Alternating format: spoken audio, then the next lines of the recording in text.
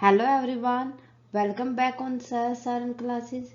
Students, अगर आपने अभी तक चैनल को सब्सक्राइब नहीं किया है तो प्लीज़ सब्सक्राइब कर लें और साथ के साथ बेल आइकन को दबा लें ताकि आने वाली क्लासेस की नोटिफिकेशन आपको मिलती रहे। 9th क्लास में आपके सामने फिर हाजिर हूँ साइंस की एक और न्यू क्लास के साथ। स्टूडेंट्स, प्रीवियस क्लास के अंदर हम डिस्कस कर रहे थे chapter number 9 force and law of motion का some common forces and balance और अनबैलेंस फोर्सेस हम कर चुके हैं। स्टूडेंट्स, अगर आपने अभी तक प्रीवियस क्लास को नहीं देखा तो प्लीज़ प्लेलिस्ट में जाके देख ले। आज हम स्टार्ट करने जा रहे हैं फर्स्ट लॉ ऑफ मोशन कि मोशन का फर्स्ट लॉ क्या होता है। अगर मैं फर्स्ट लॉ की बात करूं तो एक बात आपको माइंड में रखनी है। सबसे बेस्ट एग्जांपल है आपके पास कि मान लो आप किसी बस के अंदर हो। अगर वो बस स्टार्ट होगी, ये बस है आपके पास, अगर ये बस स्टार्ट होगी तो आप हो यहाँ खड़े, सो आपकी बॉडी रेस्ट है, रेस्ट पोजीशन में है। जब कोई बस स्टार्ट होती है तो आप पीछे की साइड जाओगे, या किसी बस के अंदर, उसी बस के अंदर वो रनिंग में है, आपकी बॉडी भी मोशन में है। अगर वो बस रुकती है, ब्रेक लगते एकदम से, तो आप आगे की साइड जाओगे। ये किस वजह से होता है? Newton first law of motion की वजह से होता है। Okay, first law of motion दिया था न्यूटन ने, इसीलिए इसको Newton's first law of motion कहा जाता है। क्लियर है? Whether an object is moving uniformly on a straight path or is at rest, ठीक है, किसी भी रेस्ट पोजीशन के ऊपर कोई भी ऑब्जेक्ट स्ट्रेट पाथ में मूविंग करता है तो उसको क्या कहा जाता है? फर्स्ट लॉ ऑफ मोशन कहा जाता है। It's state would not change until and unless an external force is applied on to it। ये जब तक अपनी पोजीशन को चेंज नहीं करेगा स्टूडेंट, जब तक इसके ऊपर एक्सटर्नल फोर्स अप्लाई ना हो। अब एक्सटर्नल फोर्स का किस तरीके से हम अप्लाई करेंगे? सबसे बेस्ट एग्जांपल देखो, मान लो एक फुटबॉल है, ये रेस्ट पोजीशन में है, ठीक है, देखते रहो, आप इसको देखते रहो कि मूव करेगी, मूव करेगी, मूव करेगी। क्या ये अपने आप से मूव करेगी? नेवर, ये अपने आप से मूव नहीं करेगी। Then I hit the ball, अगर मैं इसको किक करूं देन इसकी पोजीशन में चेंज होगा और ये जो बॉल है ये अपनी पोजीशन को चेंज करेगी, मूव करेगी। क्लियर है? सेकंड, इससे आगे जब वो नेट से टकरा के वापस आती है, वो होता है कि जो उसके अपोजिशन में, अनलेस कब एक्ट करेगी, वो उसके अपोजिशन में अनबैलेंस फोर्स उसको वापस से मिला, देन वो क्या आएगी? वापस आ जाएगी नेट के टकरा के। ठीक है, डेली लाइफ का एग्जाम्पल है, आप सभी को ये क्लियर होगा उम्मीद है। ओके, नेक्स्ट देखो, इसके अंदर आता है इनर्टिया। इनर्टिया, इनर्टिया का मतलब होता है कि जब कोई भी ऑब्जेक्ट, अगर कोई भी ऑब्जेक्ट मूव करता है तो अनदर ऑब्जेक्ट जो रेस्ट पोजीशन में था वो उसके बैकवर्ड आएगा, पीछे की साइड आएगा। मान लो मैंने अभी एग्जांपल बताया था आपको, अगर कोई गाड़ी स्टार्ट होती है, यहाँ पर क्या होगी? स्टार्ट होती है, देन जो बंदा उसके अंदर खड़ा था वो पीछे की साइड जाएगा, बैकवर्ड जाएगा। Okay, got my point? Clear है? Hence we can say that object opposes a change in their state of motion or rest। कब होगा? अपोजिट चेंज होगा उसकी बॉडी के अंदर, चाहे वो मूव करे या वो रेस्ट पोजीशन में हो। This tendency of object to remain in the state of rest or to keep moving uniformly is called inertia। कि जब क्या टेंडेंसी बताती है उस ऑब्जेक्ट के अंदर, या तो वो स्ट्रेट पोजीशन में रहे या वो रेस्ट पोजीशन में हो, देन वो मूव करे यूनिफॉर्मली, तो उसको इनर्टिया कहा जाता है। इसीलिए न्यूटन्स फर्स्ट लॉ को, Newton's first law also called law of inertia. Clear है यहाँ तक? ओके, देखो आगे देखो, एग्जाम्पल ऑफ इनर्टिया, मैंने बताया था कि अगर ऑब्जेक्ट मूव करेगा देन रेस्ट जो पोजीशन पे थी ऑब्जेक्ट वो बैकवर्ड आएगा। We fall back when a vehicle start moving in the forward, अगर कोई व्हीकल आगे की तरफ जाता है देन हम पीछे की तरफ गिरते हैं। Because our body is in the rest state, उस टाइम पे हमारी बॉडी रेस्ट पोजिशन में थी, and it opposes the motion of vehicle, इसीलिए वो अपोजिट करेगी। मीन्स अगर फॉरवर्ड जाएगा व्हीकल हमारा तो ये बैकवर्ड जाएगी, पीछे की साइड जाएगी। दिख रही है ये मैडम आपको? मेट्रो ट्रेन में खड़ी है, मेट्रो आगे चली तो ये पीछे की तरफ चली गई, गिर गई। ठीक है, गिरने को है। ओके, सो इसी तरीके से ये होता है इंटीरियर या न्यूटन लॉ ऑफ मोशन का एग्जाम्पल। सेकेंड देखो, we fall forward when brake are apply in a car because our body opposite the change of state of motion to the rest. अब हमारी बॉडी रेस्ट थी, rest position में थी, और हम देखो नॉर्मली ये बंदे भाई साहब गाड़ी चला रहे हैं, नॉर्मली स्टेट पोजीशन में है ये, ठीक है, और गाड़ी क्या कर रही है, आगे चल रही है, फॉरवर्डिंग है गाड़ी भी। अब ये स्ट्रेट पोजीशन में रेस्ट पोजीशन के अंदर है, अगर ये एकदम से ब्रेक लगाते हैं, अब इनकी बॉडी मूविंग में तो है, क्या है, मूविंग में, क्योंकि काफी देर से चल रहे हैं तो बॉडी भी तो मूव कर रही है ना अकॉर्डिंग टू ऑब्जेक्ट। जिस तरीके से एकदम से ब्रेक लगेंगे ये भाई साहब आगे निकल जाएंगे शीशे से।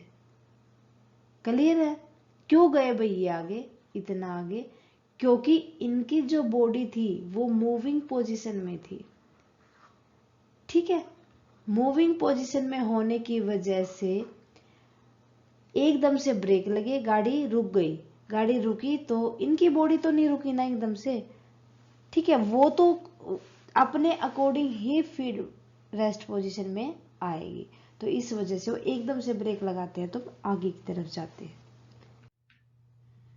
इनर्टिया एंड मास, इनर्टिया की अगर मैं बात करूं और मास की बात करूं, होते क्या है, जो इनर्टिया है वो डिपेंड करता है मास के ऊपर, डिपेंडेंट अपॉन इट्स मास, कि उसके अंदर मास कितना है टोटल। ठीक है, तो अगर जितना भी टोटल इसके अंदर सामान है सो वो मास होता है। ठीक है, lighter object have less inertia, that is they can easily change their state of rest and motion, कि जो लाइटर वेट ऑब्जेक्ट होते हैं हमारे पास उनका क्या होता है, जो इनर्टिया होता है वो कम होता है उनके अंदर, इसीलिए हम इजीली उनको उठा के अदर जगह पे रख सकते हैं। Heavier object have large inertia and therefore they show more resistance, जो हैवी होते हैं ऑब्जेक्ट उनके पास क्या होता है, मास भी ज्यादा होता है, मास ज्यादा होगा दैट्स मीन उसको उठाने, एक जगह से दूसरी जगह पर चेंज करने में उसकी पोजीशन, ठीक है, नहीं कर पाएंगे हम, ज्यादा हमारा प्रेशर लगेगा। So hence force is called a measure of इंटीरियर ऑफ एन ऑब्जेक्ट, इसीलिए कहा जाता है कि जो हमारे पास मास किसी भी ऑब्जेक्ट का इंटीरियर देखने के लिए, इनर्टिया देखने के लिए हम उसका मास निकालते हैं, मास इज कॉल्ड, और मास के अकॉर्डिंग ही मास ही मेजर करके चलता है इनर्टिया को।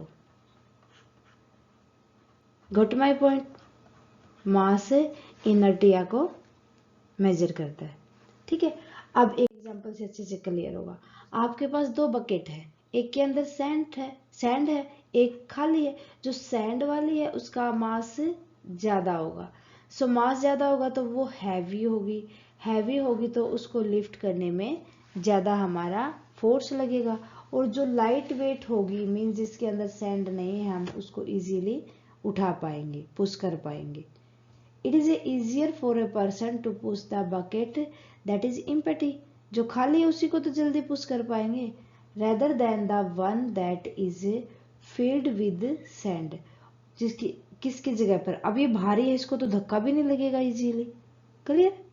This is because the mass of the empty bucket is less than the bucket filled with sand, क्योंकि जो खाली बकेट है हमारे पास उसका मास कम है और जो भरी है उसका मास ज़्यादा है।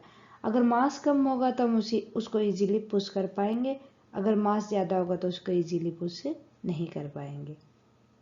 क्लियर है यहाँ तक? सो स्टूडेंट्स आज के लिए बस इतना ही। उम्मीद है कि आपको अच्छे से समझ आया होगा स्टूडेंट्स। नेक्स्ट क्लास में हम डिस्कस करेंगे सेकेंड लॉ ऑफ मोशन। आने वाली क्लासेस को मत मिस करें। जितने भी लॉ हैं हम एक और उससे नेक्स्ट क्लास के अंदर डिस्कस कर लेंगे। ओके स्टूडेंट्स, आज के लिए बस इतना ही। मिलते हैं नेक्स्ट क्लास में। क्लासेस को देखने के लिए थैंक यू स्टूडेंट्स। आप हमें कमेंट करके बताएं आपको क्लासेस कैसी लगी। क्लासेस अच्छी लगे तो प्लीज़ लाइक करें और अदर स्टूडेंट्स के साथ शेयर करना ना भूलें। थैंक यू स्टूडेंट्स, मिलते हैं नेक्स्ट क्लास में।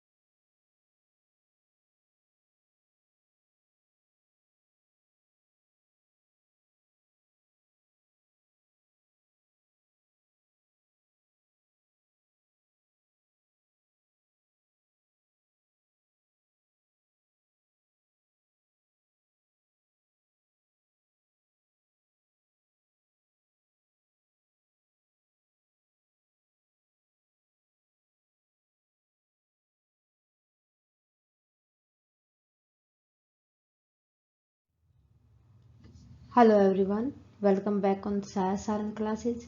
स्टूडेंट्स, अगर आपने अभी तक चैनल को सब्सक्राइब नहीं किया है तो प्लीज़ सब्सक्राइब कर लें और साथ के साथ बेल आइकन को दबा लें ताकि आने वाली क्लासेस की नोटिफिकेशन आपको मिलती रहे। 9th क्लास मैं आपके सामने फिर हाजिर हूँ मैथ की एक और न्यू क्लास के साथ। स्टूडेंट्स, प्रीवियस क्लास के अंदर हमने डिस्कस किया था एक्सरसाइज 8.2 जो कि हमारे चैप्टर नंबर 8 की क्वाड्रिलेटर की है। फर्स्ट क्वेश्चन को हमने प्रीवियस क्लास के अंदर डिस्कस कर लिया था। अगर आपने अभी तक वो क्लास नहीं देखी है तो प्लीज़ प्लेलिस्ट में जाके वो क्लास देख ले। आज हम डिस्कस करेंगे क्वेश्चन नंबर 2 को। करते हैं आज की क्लास स्टार्ट हमारी। क्वेश्चन नंबर 2,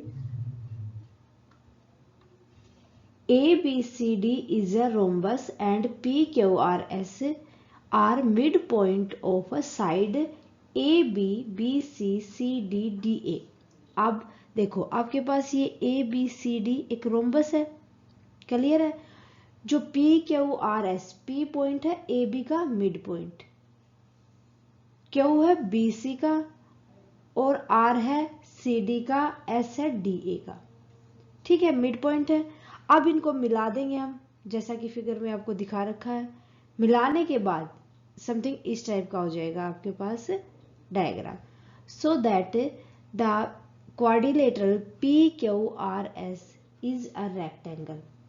जो आपके पास ये क्वाड्रिलेटरल बीच में बनी है एक PQRS, ये आपको एक रेक्टेंगल बतानी है।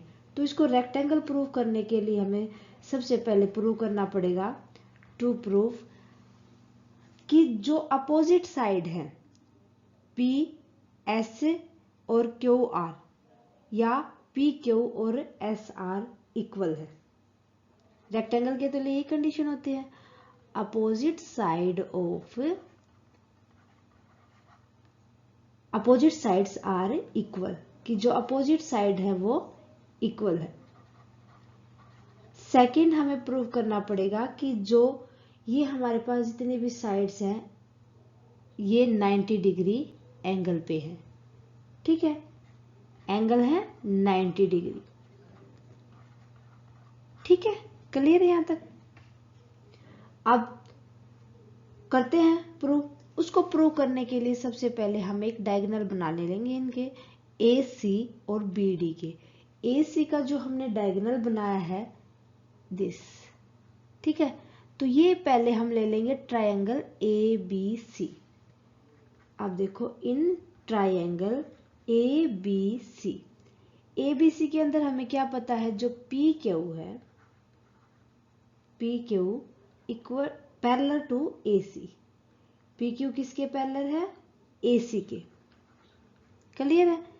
And PQ is equal to half of AC, और PQ आधा है AC का। ठीक है, तो इसको किस लिए, बाई मिड पॉइंट थ्योरम, पहले हमने पढ़ी थी इसके इंट्रोडक्शन में 8.2 के, क्लियर है। तो इसको मान लेंगे इक्वेशन 1। अब आगे देखो, अब लेंगे ट्रायंगल नीचे वाली ADC। इन ट्रायंगल ADC, ये वाली ट्रायंगल, क्लियर है ना यहां तक। अब यहां पर जो RS है, SR है, वो पैरेलल है AC के। Okay, so SR equal to हो जाएगा हाफ ऑफ AC, ये भी मिड पॉइंट थ्योरम। ओके, आसान बहुत है स्टूडेंट्स, बस आपको थोड़ा सा ध्यान देना है। ध्यान, जो चीजें आपके सामने हैं उन्हीं के साथ प्ले करना है आपको थोड़ा सा। तो ये इक्वेशन 2 हो जाएगी। अब फ्रॉम इक्वेशन 1 and 2, ये ले लो, फ्रॉम इक्वेशन 1 and 2। अब पीछे वाले में हमने क्या पढ़ा था, पीछे वाले में हमने पढ़ा था कि जो PQ है, PQ पैरेलल था AC के एंड PQ इक्वल था 1/2 AC के, ये हमने पढ़ा था। अब दोनों इक्वल हैं, ठीक है, दोनों इक्वल हैं तो देखो यहां पर PQ पैरेलल हो जाएगा SR के हो जाएगा, एंड पी क्यू इक्वल भी हो जाएगा एस आर के। अब जो ये पी क्यू है, अगर ये एस आर के इक्वल भी है और पैरेलल भी है, दैट्स मीन एक तो बात यहाँ पर प्रूव हो गई कि पी क्यू आर एस है इज ए पैरेललोग्राम। यहाँ तो ये तो ठीक है ना, पैरेललोग्राम। अब एक चीज हमने प्रूव कर दी, इससे आगे देखो, ये तो हमें तो रेक्टेंगल बनाना है, रेक्टेंगल के लिए हमें ये देखना है कि ये 90 डिग्री के एंगल होंगे, है ना। सो अगर मैं इसको कोई भी एक ये पॉइंट ले लूं, अब उससे पहले तो हमें डायगोनल को मिलाना पड़ेगा बीडी को, एक डायगोनल बीडी भी मिलाना पड़ेगा। ओके, अब नेक्स्ट देखो कि हमें क्या पता है कि ये एक रोम्बस है। रोम्बस के अगर जो इसके डायगोनल जहां पर मीट करते हैं वो 90 डिग्री का एंगल बनाते हैं। We know that it is a क्या, ए बी सी, इट को छोड़ो, A B C D is a rhombus, ठीक है, एंड